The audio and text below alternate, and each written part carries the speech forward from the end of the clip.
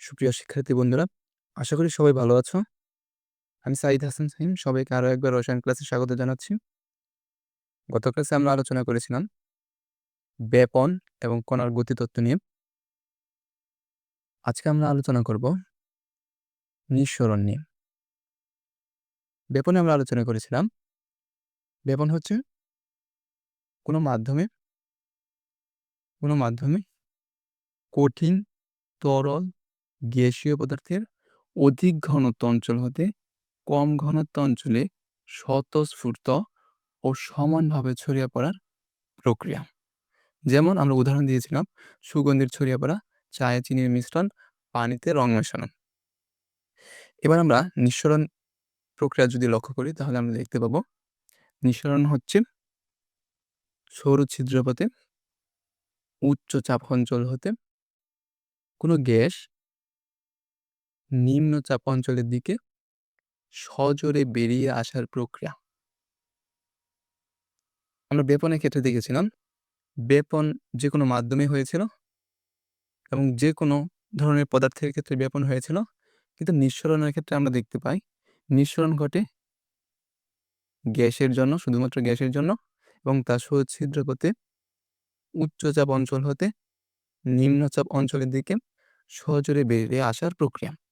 যেমন বেলুনের সরু ছিদ্রপথে বাতাস বের হওয়া, বসত বাড়িতে ব্যবহার করা প্রোপেন, বিউটেন সিলিন্ডার গ্যাসগুলো ব্যবহার করার সময় সরু ছিদ্রপথ দিয়ে উচ্চচাপে থাকা গ্যাস সরু ছিদ্র পথের যে নল, আমরা গ্যাস নল ব্যবহার করি, সেখান দিয়ে বেরিয়ে আসে। এখানে নিঃসরণের ঘটনা ঘটে। তো ব্যাপন আর নিঃসরণ কি একই প্রক্রিয়া?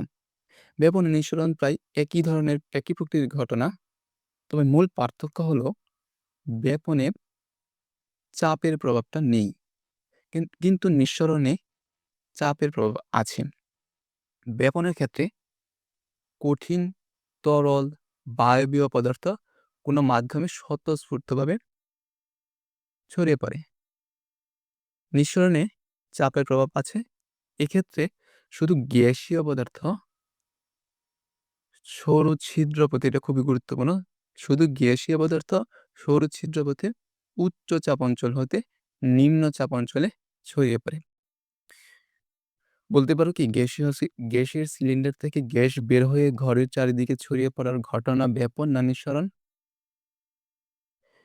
এখানে একটু তোমাদের চিন্তা করতে পারো, তারপর আমরা যদি উত্তর দেখি। এখানে ব্যাপন আর নিঃসরণ দুই ধরনের ঘটনা ঘটে, কারণ গ্যাস সিলিন্ডার হতে উচ্চ চাপে থাকা গ্যাস সরু ছিদ্রপথে সিলিন্ডারের বাইরে বেরিয়ে আসে, তখন নিঃসরণের ঘটনা ঘটে।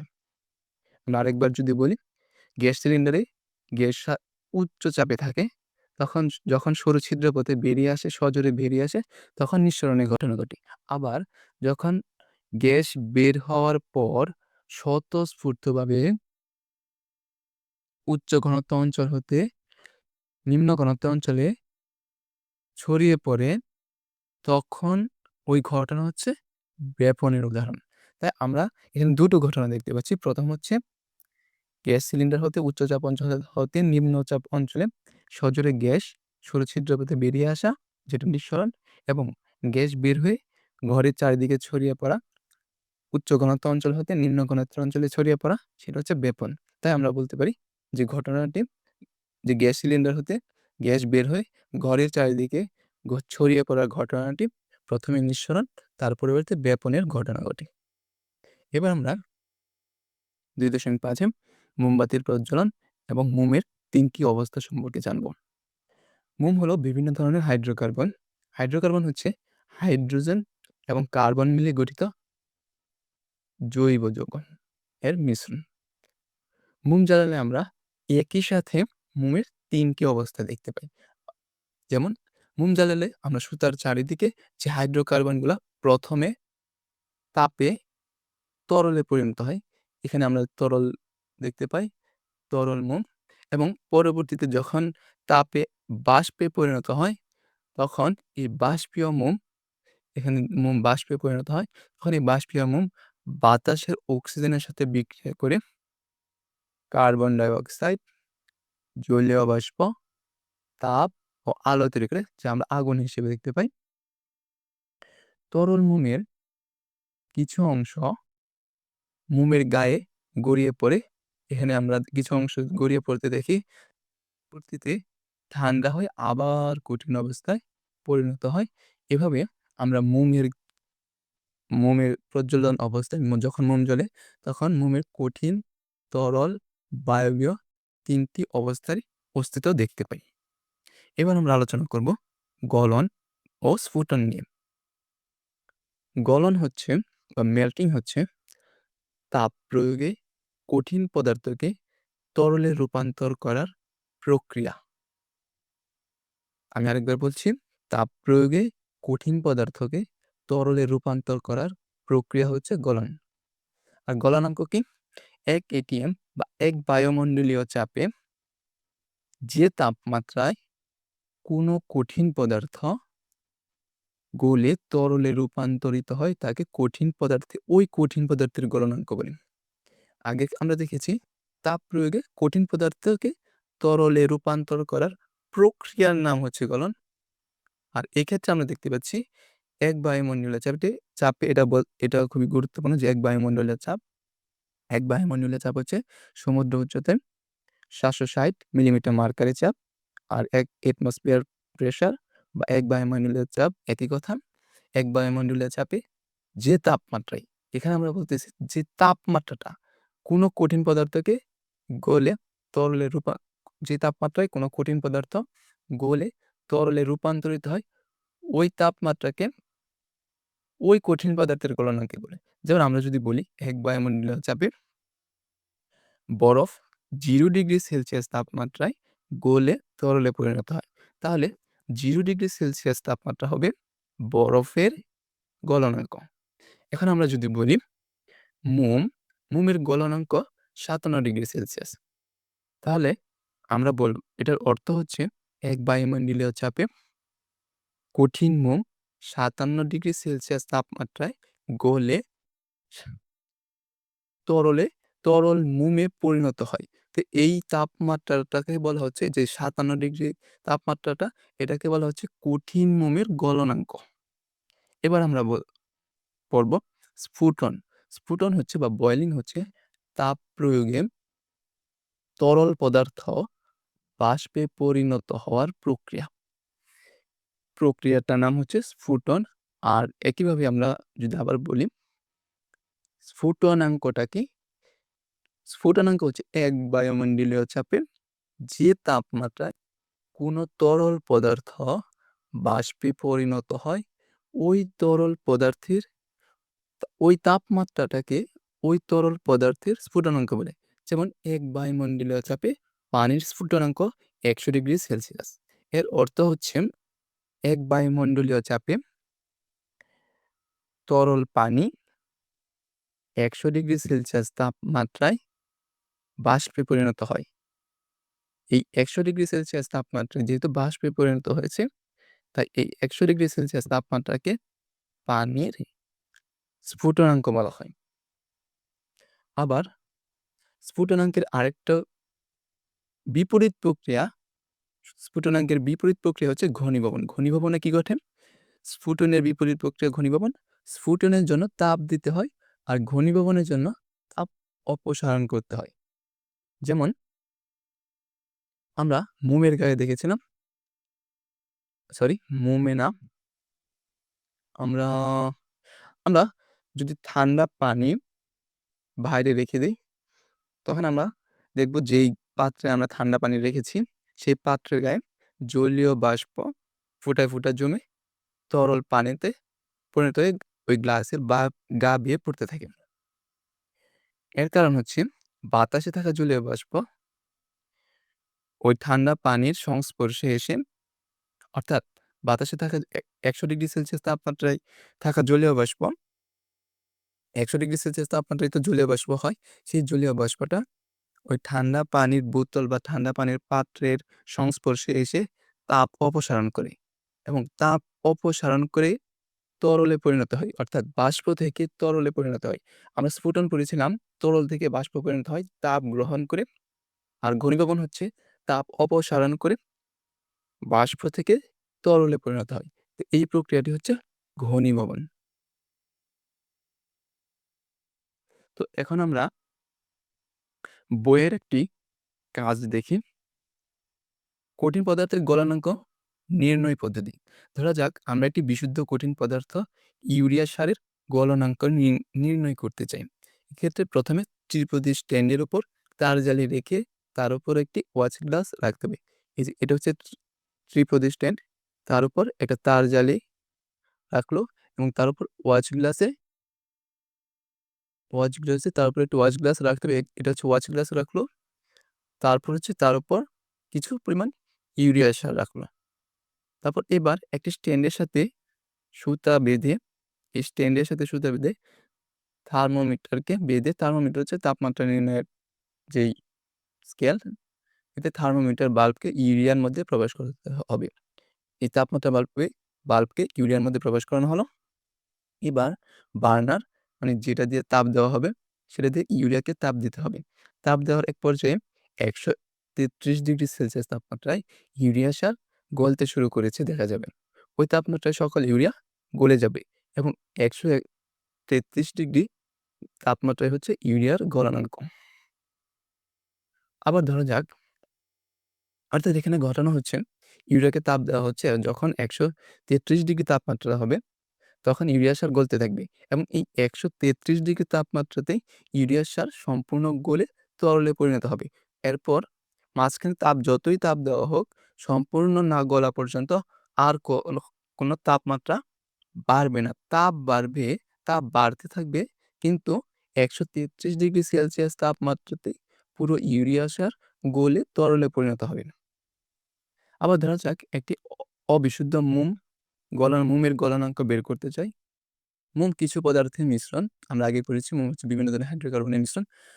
মোমের গলনাঙ্ক নির্ণয় করতে হলে প্রথমে মোমকে চূর্ণ করে পাউডার বা গুঁড়োয় পরিণত করতে হবে। তারপর গুঁড়োকে একটি মুখবন্ধ কাঁচনলে নিয়ে এই চিত্রের 2.7 চিত্রের মতো করে সেখানে একটি থার্মোমিটার রাখতে হবে। এবার কাঁচনলটি বিকারে পানিতে এমনভাবে ডুবাতে হবে যেন কাঁচনল খোলা পানি প্রবেশ করতে না পারে। এখানে কাঁচনল প্রবেশ করানো হলো মোমের, এবং এমনভাবে রাখতে হবে যাতে এই পানি এই কাঁচনলের ভিতর দিয়ে প্রবেশ করতে না পারে। এবং এই কাঁচনলে একটি থার্মোমিটার প্রবেশ করানো হলো। যখন এখন বিকারটি ধীরে ধীরে তাপ প্রয়োগ করা হবে। এক পর্যায়ে দেখা যাবে একটি নির্দিষ্ট তাপমাত্রায় মোম না গলে একটি পরিসরে বা একটি রেঞ্জে মোম গলতে থাকে। তাপমাত্রা এই পরিসরই হলো মোমের গলনাঙ্ক। আচ্ছা, এখানে আমরা দেখেছি মোম হচ্ছে বিভিন্ন পদার্থে বিভিন্ন হাইড্রোকার্বনের মিশ্রণ এবং তাকে তাপ দেওয়া হচ্ছে। একটি বিকারে পানি রেখে সেখানে তাপ দেওয়া হচ্ছে। তারপর একটি কাঁচনল নেওয়া হয়েছে। কাঁচনলের মধ্যে মোম গুঁড়ো করে রাখা হয়েছে এবং এর মধ্যে থার্মোমিটার দেওয়া হয়েছে, যে স্কেলে আমরা তাপমাত্রা দেখতে পাবো। এবং আমরা দেখতে পাই মোম আ মোম না গলে একটি পরিসরে।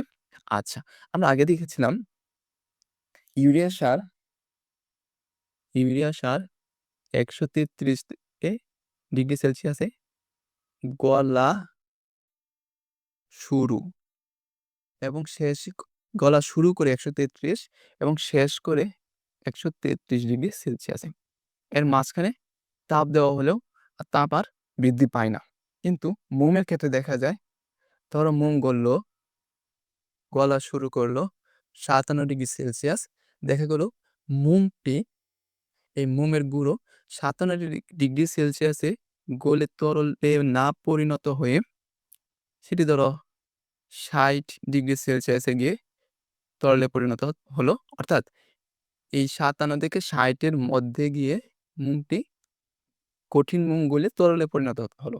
অর্থাৎ এখানে বলা হচ্ছে আরকি যে ইউরিয়া সারের ক্ষেত্রে একটা নির্দিষ্ট তাপমাত্রাতেই ইউরিয়া সার গলে গিয়েছিল, কিন্তু মোমটি একটা নির্দিষ্ট তাপমাত্রায় গলেনি। না গলে মোমটি একটা রেঞ্জে, একটা নির্দিষ্ট তাপমাত্রা এরিয়া অঞ্চলে গলে। ধরো 57 থেকে 60 এটা আমরা ধরে নিয়েছি। মোমের গলনাঙ্ক সাধারণত 57। তো আমরা ধরে নিয়েছি যে 57 তে না গলে 60 এ গিয়ে শেষ হলো, অথবা 65 ডিগ্রি সেলসিয়াসে শেষ হলো। ঠিক 57 তে শেষ হয়নি। এই ঘটনাটা ঘটার কারণ হচ্ছে ইউরিয়া সার হচ্ছে বিশুদ্ধ। এখানে অন্য কোনো পদার্থ নাই, ইউরিয়া।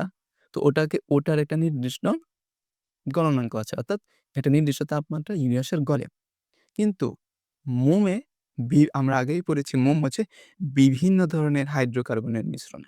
যেহেতু মোম বিভিন্ন ধরনের হাইড্রোকার্বনের মিশ্রণ, তাই বিভিন্ন ধরনের মোমে থাকা বিভিন্ন পদার্থের বিভিন্ন ধরনের গলনাঙ্ক রয়েছে। তাই মোম বিভিন্ন তাপ বিভিন্ন থাকা মোমে থাকা বিভিন্ন পদার্থগুলো বিভিন্ন তাপমাত্রায় গলতে মোমটা একটা নির্দিষ্ট তাপমাত্রা রেঞ্জের মধ্যে বা তাপমাত্রা এরিয়ার মধ্যে গলে। এখানে এই ঘটনাটাই বলা হয়েছে।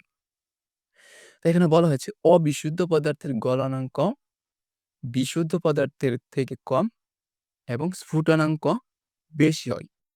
অবিশুদ্ধ পদার্থের গলনাঙ্ক কম বিশুদ্ধ পদার্থের থেকে কম এবং স্ফুটনাঙ্ক বিশুদ্ধ পদার্থের থেকে বেশি হয়। মিশ্র পদার্থের সুনির্দিষ্ট গলনাঙ্ক স্ফুটনাঙ্ক থাকে না। এখানে আমরা মোমের ক্ষেত্রে দেখেছি মোমের কোনো নির্দিষ্ট গলনাঙ্ক স্ফুটনাঙ্ক নেই, কারণ মোম হচ্ছে মিশ্র পদার্থ। এখানে পদার্থের মিশ্রণ রয়েছে, তাই মোমের গলনাঙ্ক কোনো নির্দিষ্ট না, কিন্তু ইউরিয়া সারের ক্ষেত্রে আমরা নির্দিষ্ট পেয়েছি। আচ্ছা, এই লাইনটা কিন্তু খুবই গুরুত্বপূর্ণ। এই লাইনটা আমরা পরে আলোচনা করব যে অবিশুদ্ধ পদার্থের গলনাঙ্ক বিশুদ্ধ পদার্থ থেকে কম, স্ফুটনাঙ্ক বেশি বিশুদ্ধ পদার্থ থেকে বেশি। এটা আমরা পরে ক্লাসে আলোচনা করব। এটা আমরা পরে আলোচনা করব। নিচে আমরা স্লাইডে আলোচনা করব। আপাতত এটা শেষ করি। আচ্ছা, তারপর এখানে যেহেতু প্রত্যেক বিশুদ্ধ কঠিন পদার্থের একটি নির্দিষ্ট গলনাঙ্ক থাকে, তাই কঠিন পদার্থ নির্দিষ্ট তাপমাত্রায় গলে।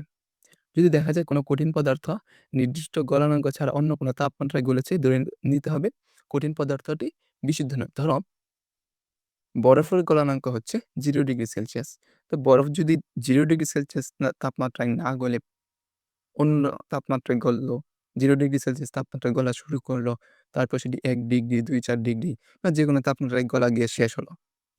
তার মানে বুঝতে হবে ওই বরফটি বিশুদ্ধ নয়। কারণ বরফের গলনাঙ্ক হচ্ছে 0 ডিগ্রি, সেটি 0 ডিগ্রি তাপমাত্রায় গলেনি।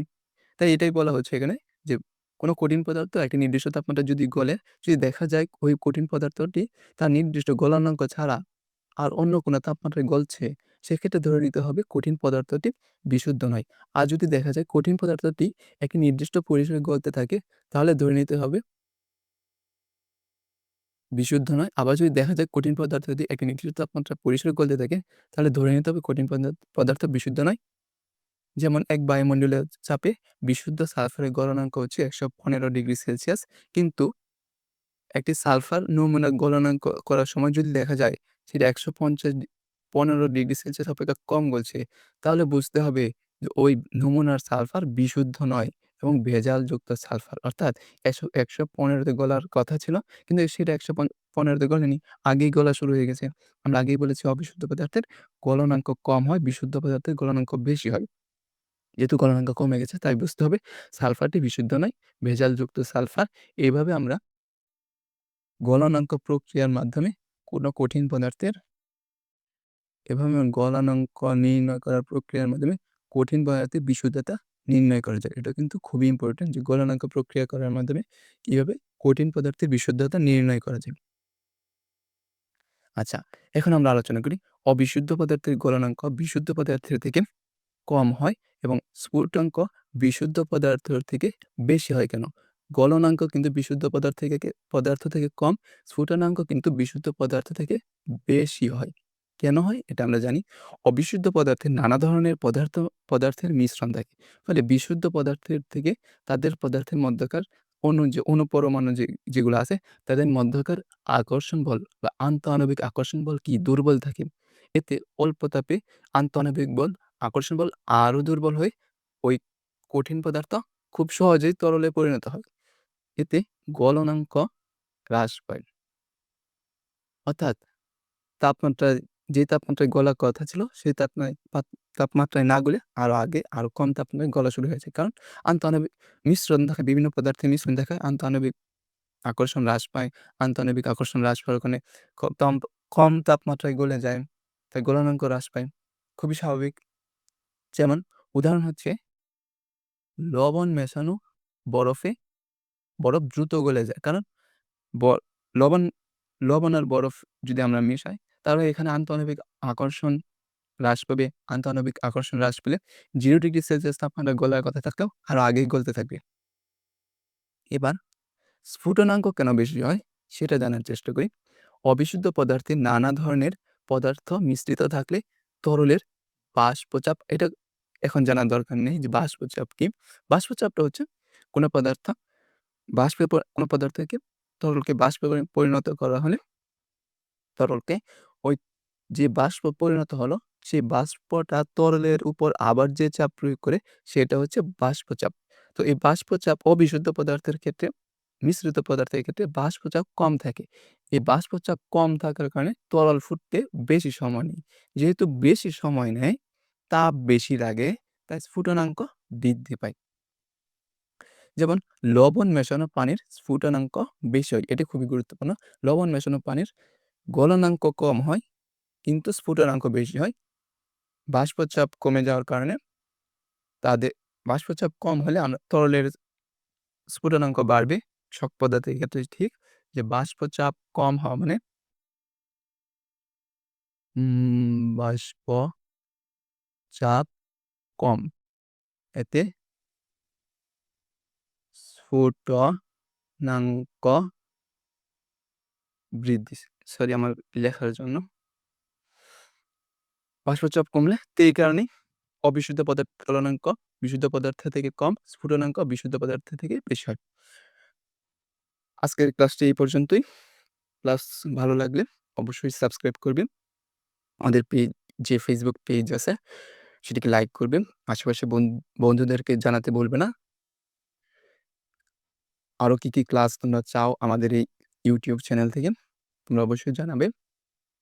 আমরা এখানে বিভিন্ন ধরনের ক্লাস, বিভিন্ন ধরনের কোর্স এবং বিভিন্ন ধরনের স্কিল ডেভেলপমেন্টের যে কোর্সগুলো আছে, একাডেমিক যে কোর্সগুলো আছে সবগুলো আমরা ধীরে ধীরে